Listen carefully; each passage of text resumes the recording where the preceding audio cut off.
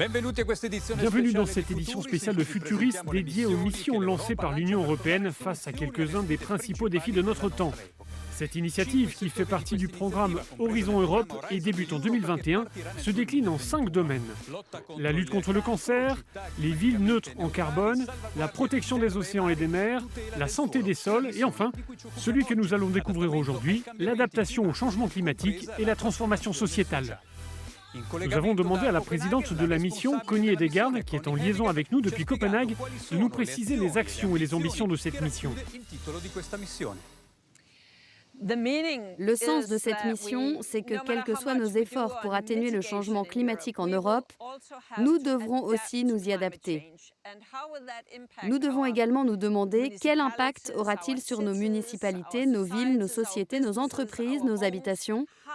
Comment rendre l'Europe plus résiliente et comment le faire d'une manière qui bénéficie à l'économie et qui soit positive pour les populations et pour les entreprises. Et ce que nous devons essayer de faire aussi, c'est de s'aider les uns les autres. Bref, que nous aboutissions à de meilleures solutions par la coopération, par un travail en commun et par le partage d'informations notamment. Quelle est la stratégie qui sous-tend ce plan vaste et ambitieux ? Cet effort immense, on peut l'aborder de nombreuses manières. Nous avons dit, pourquoi ne pas essayer d'identifier 200 régions en Europe qui ont des défis très différents à relever et dont les expériences et les pratiques sont diverses, parfois bonnes, parfois moins bonnes. D'autres pourraient s'y référer pour savoir quoi faire et ne pas faire. Ensuite, nous pourrions identifier les domaines où nous avons des points forts, mais aussi ceux où nous avons des lacunes dans les connaissances et dans lesquels il faut par exemple que les scientifiques présentent de nouvelles solutions ou que les entreprises nous proposent de nouvelles technologies. Nous voulons aussi mettre en avant 100 projets pilotes majeurs dans 100 régions. Des projets où l'on essaye vraiment de faire fonctionner de nouvelles technologies pour montrer comment on peut les adopter. Et évidemment, l'objectif, c'est qu'ensuite, ils soient une source d'inspiration. On doit construire en s'appuyant sur les expériences des uns et des autres, plutôt que chacun dans son coin ne réinvente la roue. L'un des défis en rapport avec le changement climatique concerne notre santé. Nous sommes allés en Norvège et en Grèce pour rencontrer les scientifiques du projet Exhaustion. Ils étudient le lien entre hausse des températures et pollution de l'air d'un côté et apparition de maladies de l'autre. Des températures toujours plus élevées et ce sont les feux de forêt et les canicules qui sont de plus en plus fréquents. Des experts estiment que cette évolution du climat associée à la pollution de l'air représente un risque majeur pour la santé humaine. Environ 90% des habitants de la planète respirent un air pollué. Ce qui, selon les estimations, cause le décès de 7 millions de personnes chaque année dans le monde. Le projet Exhaustion, soutenu par l'Union européenne, a pour but d'étudier le lien entre chaleur, pollution et maladies cardiaques et pulmonaires. Des scientifiques de ce centre de recherche d'Oslo développent des modèles qui seront utiles pour la prévention et l'adaptation. Actuellement, la pollution de l'air est la première cause de décès en Europe quand on regarde les facteurs environnementaux. Mais le fait est que le réchauffement climatique peut en réalité amplifier les effets nuisibles de la pollution de l'air, et ce, de différentes manières. Par exemple, des températures plus élevées peuvent entraîner une hausse des émissions de polluants atmosphériques et augmenter les concentrations.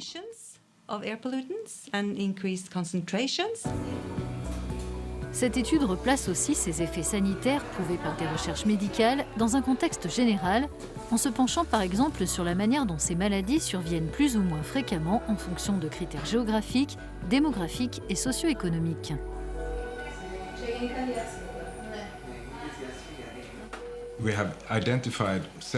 Nous avons identifié plusieurs facteurs associés à une augmentation des cas d'infarctus du myocarde, comme la pollution atmosphérique avec la présence de monoxyde de carbone, de dioxyde de soufre et de dioxyde d'azote. L'autre facteur qui joue, c'est la température. Et on estime que la combinaison des deux, par exemple, une concentration plus élevée en monoxyde de carbone associée à une température élevée, peut représenter le pire scénario. Aujourd'hui, à l'échelle mondiale, il fait plus chaud d'environ 1 degré par rapport au niveau de l'ère pré-industrielle. Des phénomènes météo extrêmes surviendront plus fréquemment dans l'avenir et ce même si l'on réussit à limiter le réchauffement à 2 degrés comme le prévoit l'accord de Paris. Ces facteurs pourraient aggraver les conséquences sur notre santé, selon les scientifiques du climat. Nous sommes voués à être confrontés à des canicules plus fortes. Cela aura un effet sur nous et on ne reviendra pas à la situation antérieure. J'ai entendu quelqu'un dire que l'avenir sera nécessairement différent, et je suis d'accord. Nous sommes voués à avoir un certain niveau de réchauffement et les canicules deviendront plus fréquentes et plus intenses. Nous en subirons les conséquences et il faut que nous nous y préparions.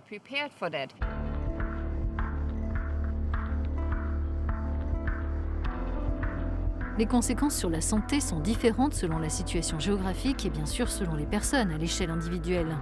Sachant que le corps humain est aussi capable de s'adapter, comme l'ont constaté dans leur dernière modélisation des chercheurs grecs impliqués dans ce même projet. On sait que la température de mortalité minimale dans les pays méditerranéens est d'environ 29 degrés, tandis que dans les pays du nord et du centre de l'Europe, elle est d'environ 23 degrés. Donc il y a une différence et la population réagit différemment à une température donnée. Les effets liés au froid sont aussi plus forts dans les pays méditerranéens parce que la population n'est pas adaptée à cela. Et je le redis, cette adaptation n'est pas nécessairement physiologique. Elle peut être comportementale, car quand on ne s'attend pas à avoir un temps froid, on n'a pas les moyens de protection pour atténuer ces effets. Comment les hommes peuvent-ils s'adapter à long terme au réchauffement? Les scientifiques d'Oslo travaillent sur cette question fondamentale pour déterminer des stratégies sociales et urbaines en vue de limiter la mortalité et l'apparition de maladies. Il n'est pas certain que la corrélation chiffrée entre chaleur et mortalité que nous avons observée au fil du temps sera encore présente à l'avenir. En tout cas, on peut dire qu'on ne sait pas. Il se pourrait bien que les sociétés s'adaptent puisqu'il existe différentes mesures d'adaptation auxquelles on peut penser. L'aménagement de villes plus vertes, l'élimination des îlots de chaleur urbains, la mise en place de systèmes d'alerte, etc. De nombreuses choses peuvent se passer et elles réduiront la vulnérabilité des populations européennes à l'avenir.